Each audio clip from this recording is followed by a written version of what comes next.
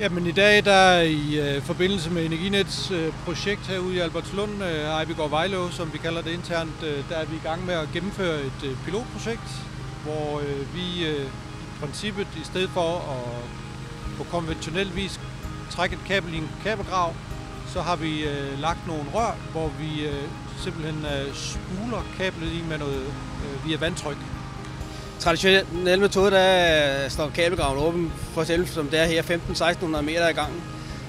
Ved den nye metode, der kan man åbne 20-30 meter i gangen og lukke løbende hele tiden.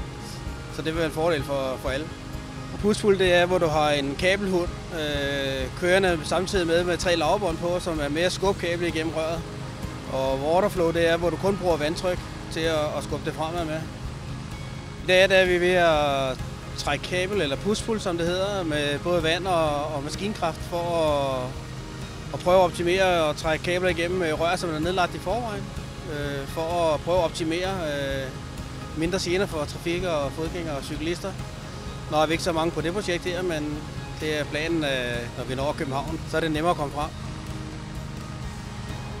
Det smarte ved den her metode, det er, at vi forventer at kunne se, at vi kan spare tid ved ikke at have en kabelgrav stående åben i så lang tid, i og med at vi har lagt rør og kunne have reetableret kabelgraven.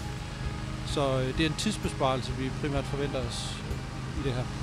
Vores forventning er store til, at når man skal videre ind i København og lave det, så vil det være en stor fordel for at åbne og lukke graven hurtigst muligt, så man undgår flest gener.